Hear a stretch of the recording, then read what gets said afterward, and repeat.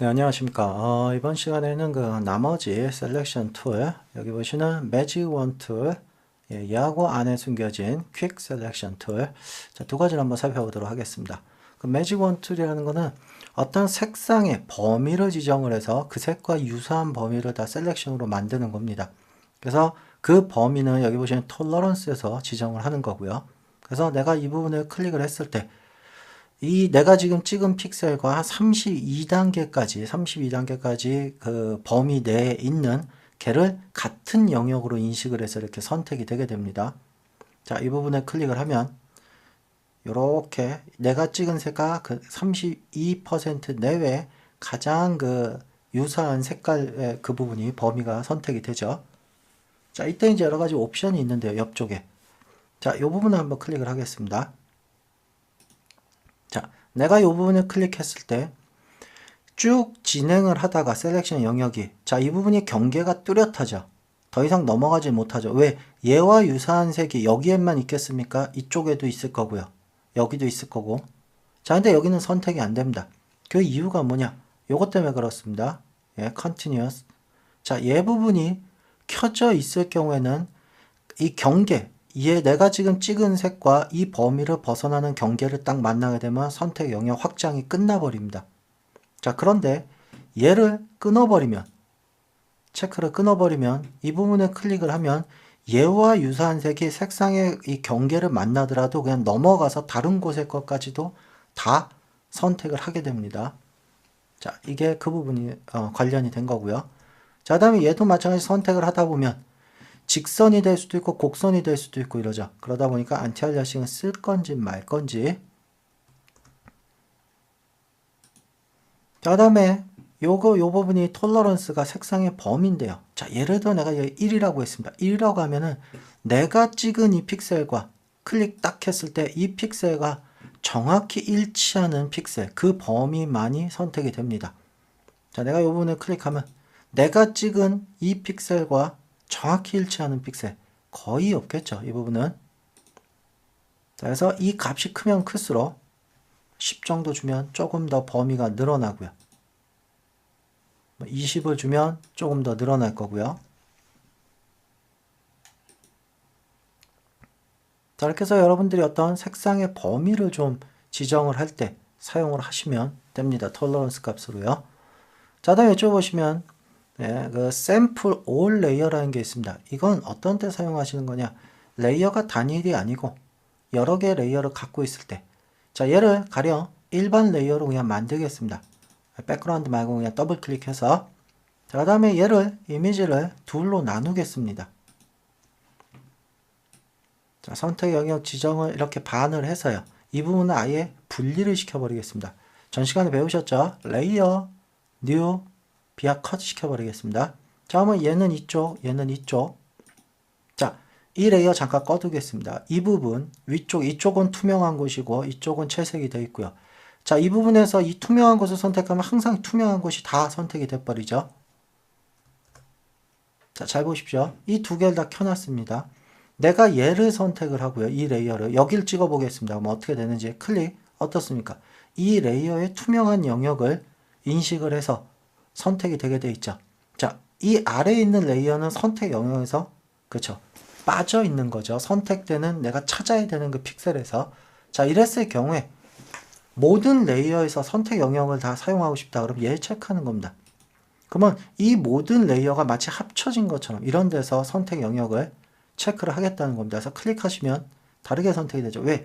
이 레이어도 선택 영역에 포함이 됩니다. 눈에 보이는 이 픽셀은 다. 자, 그때 사용되는 겁니다. 여러 개의 레이어가 있을 때. 다르죠? 자, 얘 끊어버리면 그때는 이쪽 부분을 클릭하면 완전히 여긴 투명하기 때문에 그냥 네모가 선택이 돼버립니다. 다. 자, 얘도 리파인 엣지가 있고요. 자, 얘 다시 합쳐 놓겠습니다. 자, 다음에 여기 보시면 이제 그 퀵 셀렉션. 자, 퀵 셀렉션이라는 건 뭐냐? 마치 여러분들이 어떤 브러쉬로 채색을 하듯이 브러쉬로 채색을 하듯이 선택을 해 나가는 겁니다.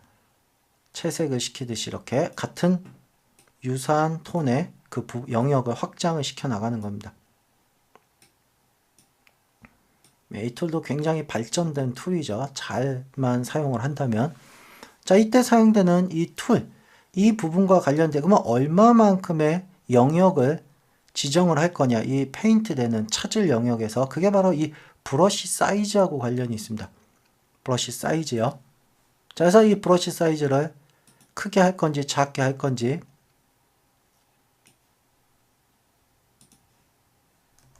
자, 작게 해서 점점 추가를 시켜 나갈 건지. 자, 이 브러쉬 사이즈는 왜 조절을 해야 되느냐, 이런 부분 넘어갈 때 이런 부분은 브러쉬 사이즈가 작은 게 좋겠죠. 자칫하면 다른 것까지도 다 선택이 되기 때문에, 자, 지금처럼 이렇게 작게 브러쉬 사이즈를 만들어야지 이 부분을 안 넘어가죠. 자, 그렇기 때문에 얘는 항상 작업을 하다가도 매번 바꿔야 됩니다. 근데 매번 여기 들어와서 바꾸기가 좀 힘들죠. 그래서 단축키를 알아두시면 좋습니다. 여러분들 그 포토샵에서 어떤 이런 브러쉬의 사이즈를 조절하는 거는 대부분 그 대가로 아시죠? 브라킷. 대가로를 사용합니다. 대가로. 그래서 왼쪽 대가로, 오른쪽 대가로. 대가로 사용하시면 브러쉬를 확대, 축소를 시킬 수가 있습니다. 그래서 그리는 중간중간에 난 브러쉬를 줄여야 된다. 그러면은 본인이 원하는지 많지 줄여서 작업을 하시고요. 늘려야 된다. 뭐 원하는 많지 늘려서 작업을 하시고요. 자, 이게 브러쉬 브라킷을 이용을 해서 조절을 하는 겁니다. 그 다음에 우측에 있는 거, 왼쪽에 있는 거, 얘는 그동안에 봤던 거하고 좀 다르죠. 근데 굳이 뭐 이렇게 많이 다르진 않습니다. 얘도 새로운 영역을 그릴 건지, 예, 아니면 추가를 시킬 건지. 자, 그렇지만 얘는 자동으로 바뀝니다. 한번 그리고 나면 새로운 영역을 한번 그리고 마우스 띄는 순간 자동으로 이렇게 추가되는 툴로 바뀌게 됩니다. 그래서 따로 추가 툴을 선택을 안 해도 이렇게 추가할 수 있게끔요. 그 다음에 내가 빼야 될 부분이 있다면, 예, 빼기, 선택 영역 제외, 이 버튼을 선택을 하시고 선택을 하시면 이렇게 빠지게 됩니다. 내가 채색하는 부분이. 이게 퀵 셀렉션 툴입니다. 그 다음에 얘도 마찬가지 요거 심프 오일레이어 요거서 봤던 거고요. 예, 뭔지 아시죠?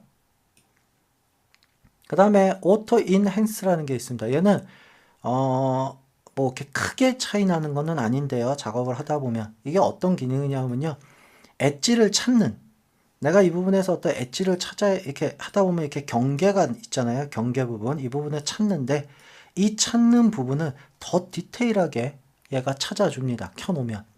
그러니까 이건 어떤 내부적인 어떤 방식에 의해서 우리가 조절하거나 이럴 수는 없습니다. 그래서 뭐 큰 문제가 없다면 그냥 켜놓고 사용하시면 좋고요.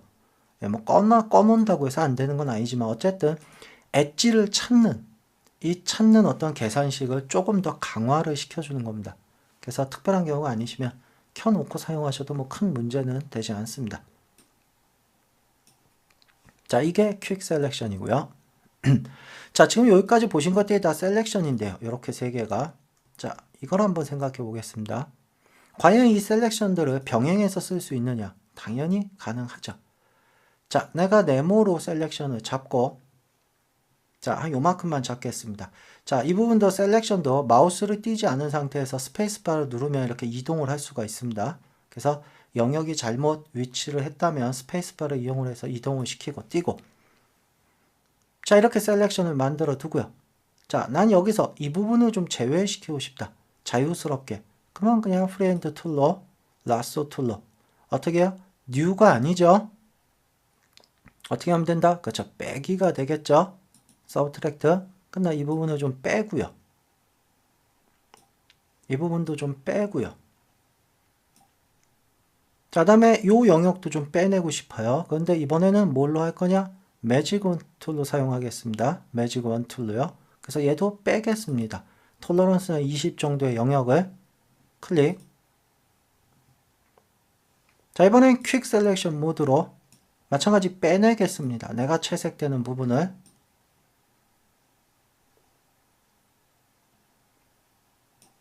자, 이런 식으로 여러분들이 어떤 작업을 하실 때 여러 가지 셀렉션 툴을 병행을 해서 그 선택 영역을 어떻게 하면 좀 더 빠르고 편하게 만들 수 있는지 그 부분만 생각을 하시면 됩니다. 그래서 여러분들이 어떤 셀렉션을 만들 때 오직 한 가지의 툴만 사용을 해갖고 선택을 해야 된다라는 그런 생각은 버리시고요. 다양한 셀렉션 툴을 이용해서 선택 영역을 만드시면 됩니다.